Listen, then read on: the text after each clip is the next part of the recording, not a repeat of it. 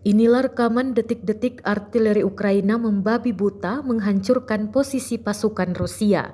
Rekamannya ramai beredar di Telegram pada Kamis 23 Februari 2023. Ledakan demi ledakan tampak menghantam parit hingga iring-iringan pasukan Rusia yang tengah mempersiapkan serangan.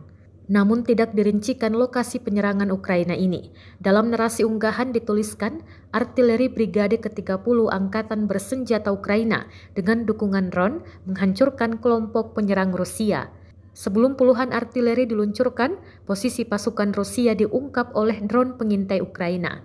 Kru drone kemudian mengirim koordinat ke kru artileri. Dampak serangan, kepulan asap, mayat pasukan Rusia yang bergelimpangan, hingga prajurit yang terluka juga terekam drone.